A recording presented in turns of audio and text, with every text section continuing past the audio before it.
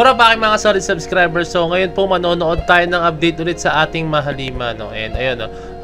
Ito ang SB19, no. Syempre alam niyo naman ang pinagdadaan ngayon ng SB19. Napakahirap kasi, no. Kahit tayo mga fans ng SB19, sobrang affected tayo sa nangyayari sa SB19, no. And syempre ang matutulong na lang sa kanila is palakasin ang loob niya. And dito may mga sasabihin ako regarding sa pwedeng gawin ng ating Mahalima, or explain ko rin sa inyo yung pagkakaiba talaga ng ng copyright tsaka ng trademark, no. Kasi marami nalilito diyan. Marami ako nakikita comments na about sa copyright, marami akong nakikita regarding sa trademark, no. And sabihin ko sa inyo isa-isa yan. Actually yung regarding doon is naging madalas kasi ako nanonood ng mga kailan nyo yung syempre Rafi Tulfo in action, yun nanonood ako madalas doon. And yung kabatas natin, no, marami akong pinapunod. Meron kasi ako maano ng mga batas na, and explain ko lang sa inyo sa aking mga kaya. Hindi ko sinasabi na yun yung pinaka-official, pero sa aking based sa aking mga naaral is yun yung mga napakinggan ko or aking mga knowledge regarding doon. So ito, panoorin mo natin mga update sa ating Mahalima regarding kay Miss Ono. So without further ado, let's all watch this.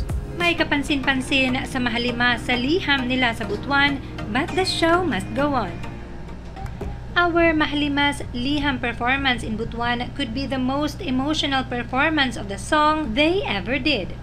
And although they always give their best, makikita mo talagang may kakaiba sa kanila. Still, they made it an unforgettable experience for the crowd.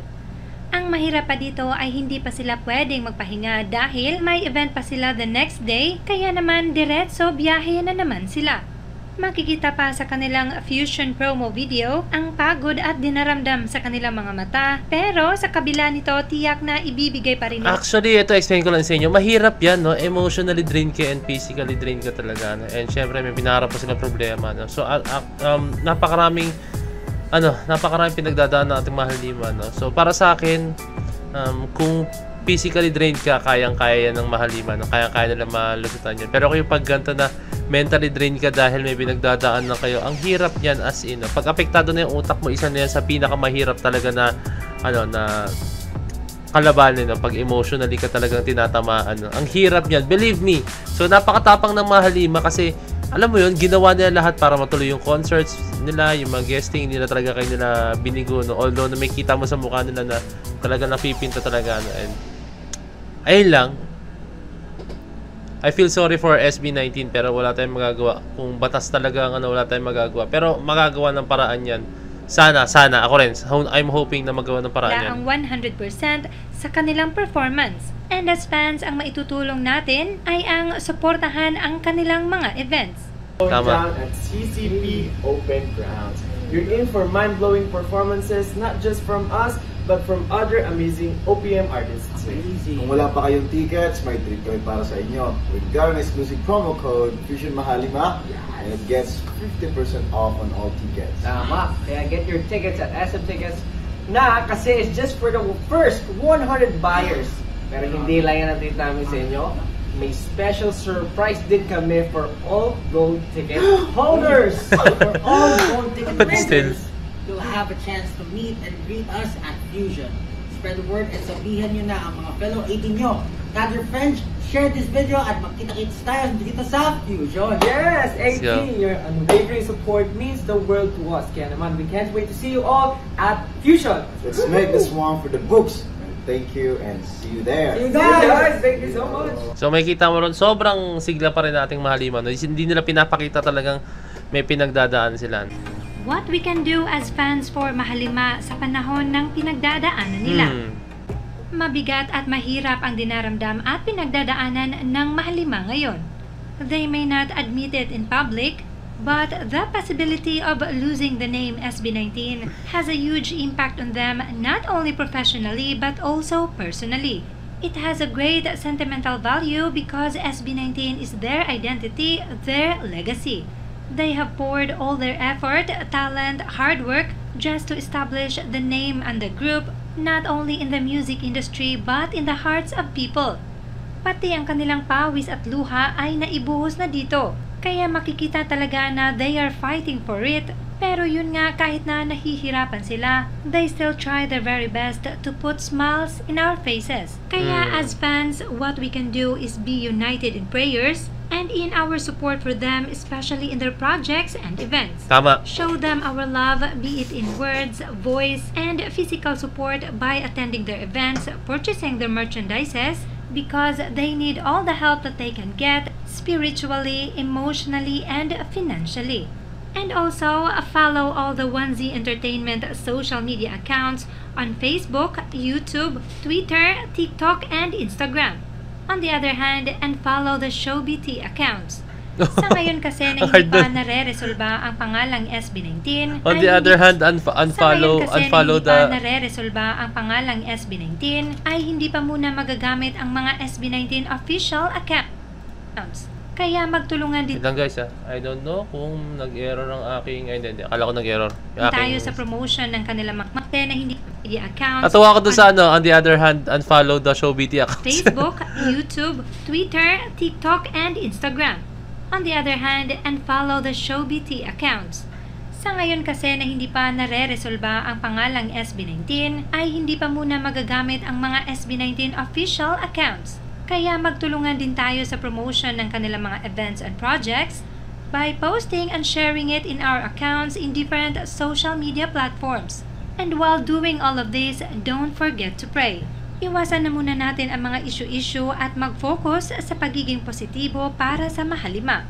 Tandaan, these too shall pass. Isang araw gigising na lang tayo na balik normal na ang lahat at aalahanin na lang natin ang araw na ito habang nagtatagumpay ang mahalima. And maganda i-post habang tayo ay nagsasalita, no? So, mangyayari ang bagay na yan, like itataasan na rin yung kamay nila, no?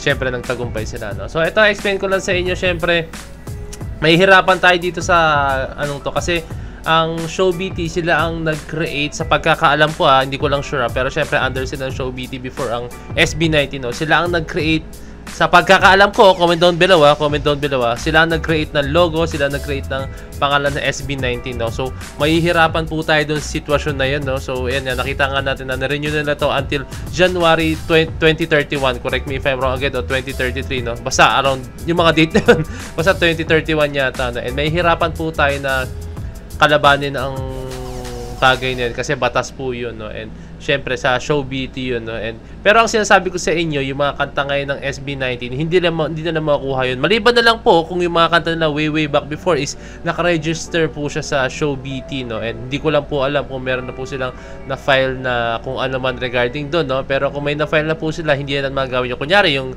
hindi ko lang sure kung yung Go Up is nagamit nila before like owned ba ng ShowBT yun kung owned na ShowBT yun hindi na magamit ng SB19 yun lang pinaka sad part regarding that sa parang ayun yung pinaka malungkot regarding doon sa bagay na yun and ito nga po ang ShowBT if ever man na maggamitin po ng differentiate ko lang ang ShowBT sila ang mag-file ng trademark infringement. Ang SB19 sila po ang mag-file ng copyright infringement So if ever po nagamitin po ng SB19 ang pangalan ulit na SB19 like na walang pahinuntulot or ng ShowBT so magfa-file po ang ShowBT ng trademark infringement kasi sila po ang nag-own ng pangalan na SB19. Yun po ang masakit ngayon hindi na nagmamatter po dito kung sino nauna or kung sino nagpasikat ng pangalan na SB19, kung sino ang bumuhay, kung sino po talaga ang naging mukha ng SB19, hindi na po mag-matter yun And ito po yung parang masakit na katotohanan sa batas po talaga natin na pag halimbawa po talaga na may ganung klaseng pangyayari like syempre kahit pairalin yung puso, yung ating mga kung ano man kung hindi po natin malulusutan ng batas, yun na po talaga yung pinakamasakit sa lahat and ayun basta pag ginamit po ng SB19 ang pangalan na SB19 ulit mag-file po ang ShowBT ng trademark infringement kasi sa kanila po yun and while ang SB19 naman sa kanila po is pwede sila mag-file ng copyright infringement so ayun yun ang pagkakaiba so since hindi ang SB19 ang gumagamit ng since ang SB19 hindi ka talaga kanila yung pangalan so and naka-register ang SB19 na ShowBT ang ma-file po nila is yung copyright infringement so ayan lang ating mahalima ating 18 wala tayong magagawa kundi magdasal. Yung po talaga pinakamagawa natin, magdasal. Tulad nga sinabi ni Miss O, magdasal tayo, suportahan natin ang SB19 sa mga projects nila, i-share natin, no? Kung ano man ang magiging pangalan nila, temporarily, no? Suportahan natin to, no? And yun, nakabasa ko nga yung mga comments nyo, no? And yun, si Sir Charles na po pala, no? Pasensya na, ang sinabi ko before is si Tatang Robin po ang para nag-handle ng show beating ngayon, no? Naalala ko nga pala na hindi na po pala si Tatang Robin, no, ang nag-handle ng show beating ngayon, no? Si Sir Charles na po pala, no? Hindi na po pala si Tatang Robin. And ayun lang, kasi ganun talaga business na po talaga ng labanan ngayon, no? So syempre masakit, alam mo yun, yung bagay na pinaghirapan mo, yung bagay na inahon mo hanggang sa dulo, tapos dugot pawis mo, tapos biglang malaman mo na hindi pala sa iyo yung pangalan na yun, no? Napakasakit para sa ating Mahalima, no? And sa mga fans po talaga, and syempre as a fan si Point of Heads, no, masakit po yung nangyayari ngayon sa ating P-pop community, no. Since SB19 sila yung nasa pinaka-top ngayon ng P-pop community talaga, no, ang SB19, no. And kung ano man maging mangyari, kung ano man maging projects ng SB19, suportahan natin, i-share natin, and yun, no, I'm hoping na makapag-come up na sila ng temporary name nila, no. And kung hindi man sila makapag-come up, sana very soon makuha nila yung pangalan ng SB19. Pero mahirap talaga, as in sobrang hirap, no. Pero syempre I think gumagawa na sila ng paraan, no. Pero syempre in God's will, malay mo naman magkaroon ng himala, no, or what, no.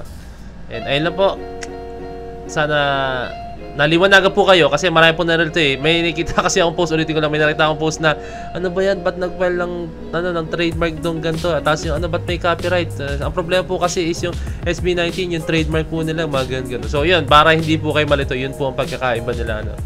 And ayun lang, masakit para sa atin, pero kailangan natin lumaban. Let's go 18, laban tayo, let's go, no. Marami pang mga projects ng SB19 and concerts, no, abangan yan. This December may concerts sila, alam nyo na yan, let's go. So yun lang, kung meron kasama ka lang, comment down below, message nyo ako sa Facebook page ng Point of Heads, so this is Point of Heads signing out. First, that's you.